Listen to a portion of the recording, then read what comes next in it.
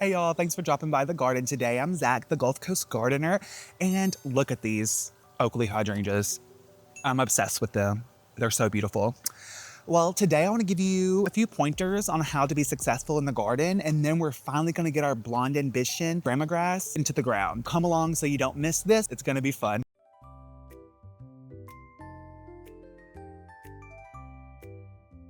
Hey guys, it's Zach, the Gulf Coast gardener, and today I wanted to sit down and talk about 5 things that you need to do in order to be successful in your garden. So the first one of these is going to be your sunlight. This is arguably one of the most important things to study in your garden before moving forward. And it is important to know that the sunlight will change throughout the season. So in the middle of summer, typically the sun is very high in the sky, so it's going to be directly over your garden. Whereas in the fall and winter months, you can expect the sun to be lower in the south side of the garden, so you will have longer shadows and different light. Also important to know is that the sun in the winter is not the same as the sun in the summer. The sun in the summer is much more intense and much more brutal versus the more delicate light of fall and winter. Some plants are going to be very adaptable and they can go from full shade to full sun.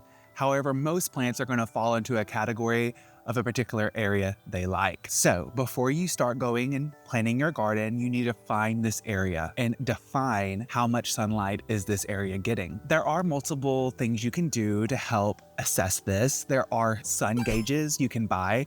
One thing I do is I use solar lights. And if I'm unsure how much sun an area is getting, I'll put a solar light over there and see how long the light lasts once dusk starts. For the most part though, most plants are gonna fall into a few different categories. You're either gonna have full shade, part sun, full sun. And then some plants can go all the way from shade to sun, like coleus, depending on the variety of coleus, can do full shade to full sun. And this is important because you want to set yourself up for success in the garden. Here I garden in partial shade, part sun. Now, what do each one of those mean? Full shade is going to be less than 4 hours of sun. Part shade is going to be anywhere from 2 to 4 hours of sun. Part sun is going to be anywhere from 4 to 6 hours of sun. And full sun is going to be 6+ hours of sun. Now, full sun does not mean it gets blazing hot sun all day, every day. It only means it gets 6 hours. So in my area in the Gulf Coast, if I put something in morning light that gets 6 hours of sun, that is still full sun, okay? Just because it's there for 6 hours and not the entire day, it's still considered full sun as long as it's meeting that 6-hour mark. Now, something that's a little bit more nuanced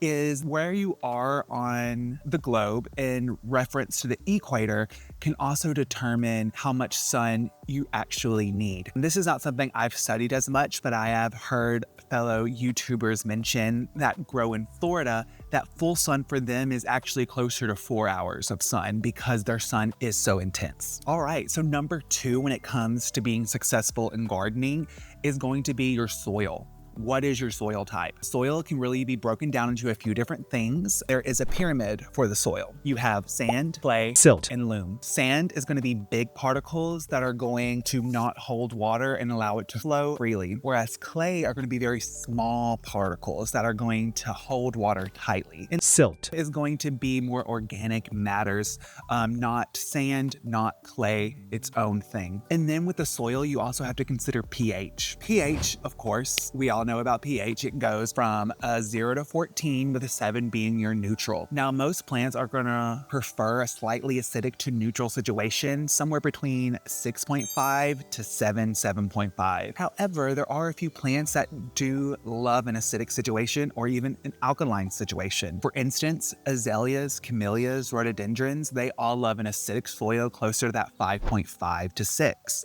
Whereas plants that I can't grow here, like the lilac, they prefer alkaline soil going all the way up to 8. It is important to know what your soil is doing so you're not fighting it. Because no matter how much additives you add into your soil to try to get it to where you want it to be, the earth is going to return back to that baseline. It's going to return back to where it has been for centuries and for millennia. So yes, you could try to grow an alkaline growing plant in the acidic soil by filling it up with lime and things like that. However, your overall success is going to be quite challenging. All right, so our first one is going to be our sunlight. The second is going to be our soil. And thirdly, we're going to have plant selection. Now, understanding these first two components are really going to help lead you into this third component. So we understand our sun, we understand our soil. And so now it's time for plant selection. Knowing what soil your plant wants and then knowing how much light it needs, your selection has already moved down to quite a few plants. Furthermore, look at your chill hours and your heat tolerance. For instance, in my zone 9A, we get about -20 to -15 degrees, so 9A. Whereas our chill hours are going to be anywhere from 300 all the way up to 500. Now, the chill hours are going to be much more important when you get to flowering shrubs and fruit trees, things that need that cold dormancy to really push forward. Why is it important to know about your zone? Because if I plant a plant that is zone 7 here in my zone 9, once we get into the summer, it will not return. I was quite naive when I first started gardening, and I said, I'm going to plant bleeding hearts. And I bought 4 bleeding hearts and planted them out in the spring, and I saw them go dormant during the summer, and I said, that's okay, I'll see them in the spring. I didn't see them in the spring. It got over 105 that year for about 3 weeks, and they did not return. So that was wasted money on my part. I took that as a gamble, knowing that this plant was not necessarily suited for my zone, but I wanted to try it, and I failed. So just because a plant can tolerate the coldness of your zone doesn't mean it can tolerate the heat of your zone, okay?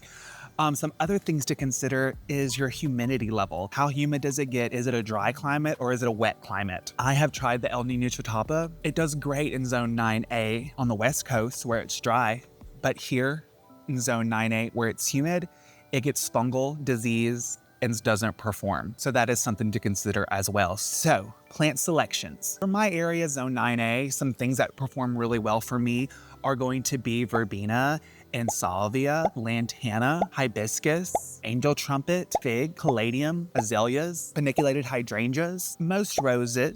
Some things that are definitely going to struggle because we're too hot and humid are going to be your El Nino Chotapa, your microphylla hydrangeas. Most of your roses after their first bloom will start suffering with black spot. Again, a lot of the fruit trees I cannot grow here because we don't get those chill hours for them to push their new buds. So not all plants are created equal for your garden, and you have to make sure you're selecting those right plants to set you up for success. Number four is going to be watering. Watering is a headache and a half, okay? The best way to know if your plant needs water is this utensil right here, your finger. Stick it into the soil about 1/2 inch to 2 inches deep and feel, is it wet? Is it dry? You can also look at your plant and decide, is this plant looking dry or is it looking wet? Some plants are great at telling you when they're dry, like the Sansevieria peace lily. When it needs water, it droops. However, other plants, like most of your evergreens, things like pines, hollies, Chamaecyparis, Hinoki cypress, they're not good at telling you when they need water, and so you need to use that finger. One thing that helped me out when I first started was the tuna can technique. You place a tuna can out into your lawn and you look at it once a week. For me, that day of the week is Sunday. You make sure that the tuna can is full of water. If the tuna can is not full of water, you need to supplement your garden with water. When I first started, I did use the tuna can and I was quite successful with it. I still walked my garden every other day though, checking for any plants that were in signs of distress. Now, different soils will hold water differently. Sandy soil will not hold water. Clay soil will hold a lot of water. So that's when you really have to become a steward of your own garden and understand how my plants are reacting and how they're holding this water. Now, you can definitely make watering easier on yourself by 2 main ways. One is adding organic matter into your soil. That is mulch, mulch, mulch. I have a running pile of mulch on my side yard that I continuously try to build up my soil with. The more organic matter I can add to my sandy soil, the more water it will hold. Alternatively, the more organic matter you add to clay soil, the more water it will flow through and not hold. So it really helps balance out. The answer is adding organic matter. Now, something I have done to my garden is add in drip irrigation. I had this drip irrigation set up on timers and they run for 30 minutes every other day on each zone. That way my plants are still getting some drink, even if it's only a half of a gallon every other day, they're still getting some water. I have upgraded from the tuna can technique and now I use rain gauges. What I have also discovered in my garden is the tree canopies do differ how well your plants are watered. So I have my tuna cans, or rain gauges in this case, set up in 4 different areas of my garden so that I know how much water that area is getting. Again, I go by once a week on Sunday, check that rain gauge, make sure there's at least a half an inch of water in there. And if not, I get the hose out and I'll water my plants. And now the 5th element when it comes to gardening to be successful is going to be design. Now, I'm not going to tell you too much how to design your garden because that's all completely up to you. But some main things to consider is taller things in the back, shorter things in the front, and incorporate 4 colors: blue, chartreuse, red, purple, and your easiest one is going to be the green. Now, some areas don't need all these colors. For instance, in my dark shaded garden, I don't want to use a lot of red, a lot of that dark purple foliage, because it will get lost in these dark shadows. Things that I will reach for in my shaded garden are going to be your chartreuse colors, your green colors, those bigger leaves as well. More about garden design, it is important to repeat similar ideas. Not necessarily the same plant, but similar ideas. This gives your garden a cohesion and it doesn't look so jumbled and wild.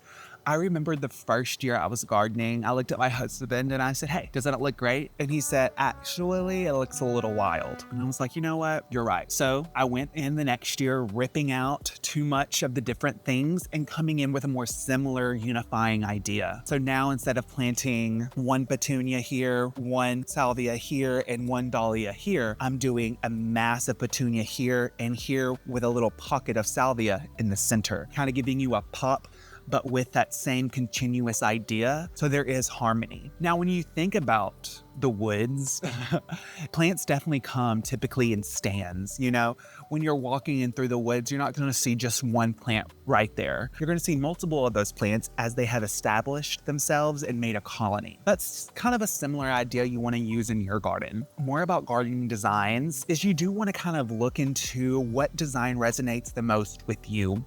You can have a very formal looking garden. Now, a formal looking garden can be nice. However, it can be very stale and it can be very rigid and almost too much to deal with when you're first getting into gardening because you feel like you have to stay in this very type A zone. Now, if that's who you are and that's what you want, go for it. Another option is going to be the cottage garden, which is definitely what I kind of lean into. The cottage garden is going to be a little bit of this, a little bit of that, with beautiful abundance spilling over. Another area of garden that I really lean into is the naturalistic planting. And I would say the back of my garden is very naturalistic. I'm very much leaning into the woodland garden feel, and there's not too much in this back garden that gives you the cottage vibes or a formal vibe. So definitely more of a naturalistic planting. Now, depending where you're located, you might be able to do other types of gardening like xeriscape gardening, where you have rocks and sand and you really lean on like cacti and drought tolerant plants. Or if you're a little bit further south of me, you can really do a tropical garden where you're going to lean into your elephant ears, your bananas, your palm trees, all of those beautiful, lush, tropical plants. Try to encompass these 5 things into your gardening so that you can be more successful. That is understanding your sunlight, understanding your soil, selecting the right plants, watering your plants, and finally, how to design with those plants.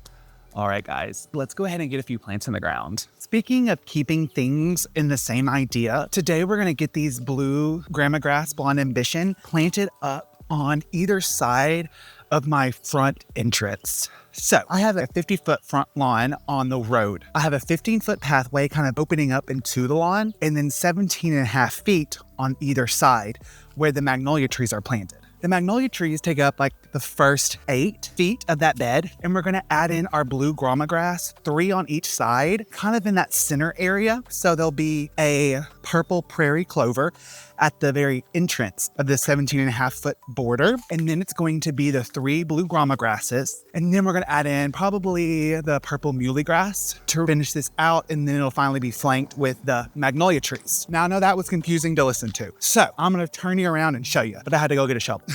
Oh, look, our hollyhock is finally starting to open. Look at my zebra hollyhock. What a win. So these are those beds I was telling you about. Magnolia, 17.5-foot border here with a 15-foot walkway going right here. This 15-foot walkway takes you into our lawn. My goal is to have this 17-foot bed, beautiful and framing in our entrance. Right there is our purple prairie clover. And then we're gonna plant our 3 blind ambition grasses. And then I'll probably come in with muley grass right here. Again, walking past the 15-foot grass border, moving into the second 17.5-foot border, the same purple prairie clover, our blonde ambition grass, and we'll finish this area out with muley grass. Not much to planting these. I started these from seed and the roots are coming in beautifully. So we're gonna pop these in the ground. I just got them watered in.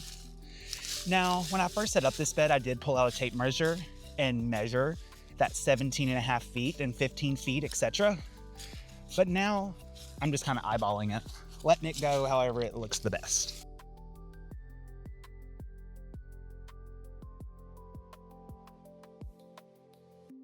It was really fun starting this grass from seed and actually really simple. So I would definitely encourage everybody to start grasses from seed instead of buying them because it was really easy to do. Way easier than most flowers. The grass just kind of seemed to want to germinate. Now at the bottom of this hill, it is quite wet down here because all my water drains down this slope. So hopefully I'll never have to add in any irrigation here for these plants. This is why you always want to save your 4-inch pots in case you ever get into gardening. So, well, if you're watching this, you're probably into gardening.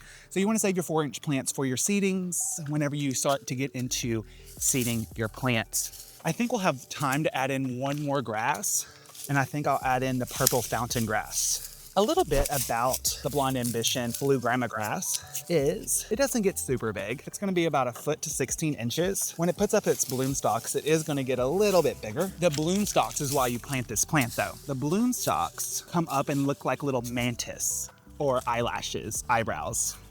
Really a cool look. So here we are at the base of our weeping red cedar. And what I love to do with my trees is to accompany them with a grass. This vertigo grass does get quite large, anywhere from 4 to 8 feet tall. Huge plant. Now, when I was on vacation, it had fallen over and it got dry, but I have watered it in and it has since perked up. You can see a little of its foliage is still a little mad, but we have a good saturated root system and we're gonna get her planted right about here. Let's just double check this spacing. It says maximum spacing is 36 inches and I definitely want this away from this. So half of 36 is gonna be 1.5 feet. That's about 2 feet away. Perfect. Now in my garden tour, I'd say I was hopeful that that purple fountain grass from last year would have come back. It did not. That was nothing but my long grass coming up. I'll make our little hole here for our vertigo purple fountain grass. That's gonna be huge and beautiful. Actually, I think I'm gonna move it. I think I'm gonna put it on this side because this is western exposure. Yes, I like this better. We'll move it right here. Ooh, a lot of turf right here, gotta dig up.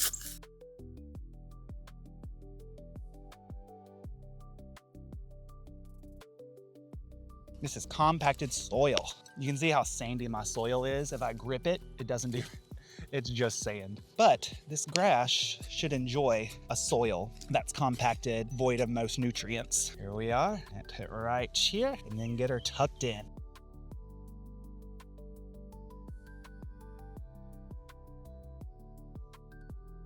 There we go. Now, before I go, I do want to give you just a few more updates on some blooms that have been coming up beautifully. For instance, our white finch Orlea that was started from seed is starting to bloom.